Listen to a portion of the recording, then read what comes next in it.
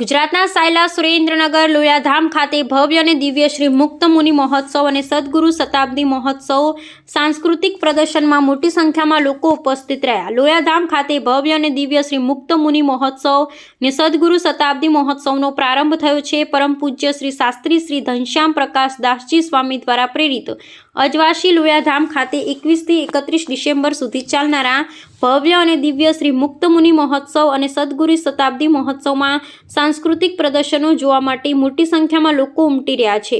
દૂર દૂરથી ભક્તો આવી રહ્યા છે. તેથી લોયાધામના સંતો અને લોયાધામ પરિવાર એક ભવ્ય કાર્યક્રમનું આયોજન કરી રહ્યા છે. આસપાસના ગામોમાં પણ ભારે આનંદ અને ઉત્સાહ છે. મોટી સંખ્યામાં ભક્તો ભાગ લઈ રહ્યા છે. કનુભાઈ ખાચર દ્વારા અહેવાલ.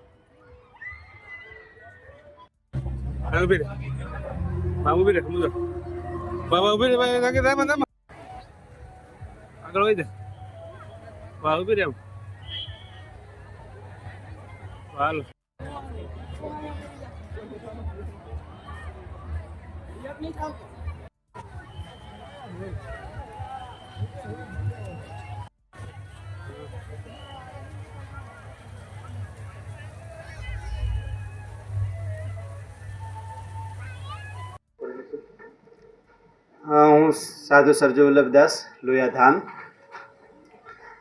અહીંયા લોયાધામ ખાતે તારીખ 7 ડિસેમ્બરથી 31 ડિસેમ્બર સુધી ખૂબ ભવ્યથી ભવ્ય સાંસ્કૃતિક પ્રદર્શનનું આયોજન કરવામાં આવ્યું છે.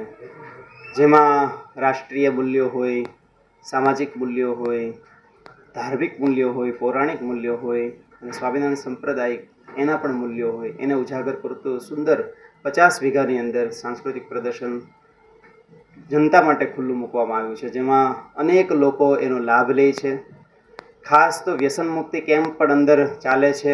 બાળકો વ્યસનનું સમજાવે છે કે વ્યસન કરવાથી કેટલા એના ગેરફાયદાઓ થાય છે, શારીરિક નુકસાન થાય છે, પારિવારિક નુકસાન થાય છે. બધા જ નુકસાનોને બાદ કરતાં જે લોકો આવે છે બધા વ્યસન મુક્તિ કરે છે. એનો ખૂબ મોટો ફાયદો થાય છે અને ભારતીય સંસ્કૃતિ એને ઉજાગર કરતા આ જે મૂલ્યો છે એ બધાને ખૂબ જાણવા મળે છે કે શું ભારતીય સંસ્કૃતિ છે, શું ઋષિમુનિઓની પરંપરા છે. આપણી સાંપ્રદાયિક જે સ્વામિનારાયણ સંપ્રદાયની પ્રણાલી છે એને પણ અનુરૂપ 3 ટેલિફિલ્મ બનાવવામાં આવી છે. એટલે ભગવાન સ્વામિનારાયણનું એમાં સચિત્ર દર્શન, સદગુરુ મુક્તાનંદ સ્વામીના જીવનનું દર્શન અને અમારા ગુરુજીના ગુરુજી દાદા ગુરુજી એમનું પણ સચિત્ર ત્યાં જીવન દર્શન ત્યાં દેખાડવામાં આવે છે.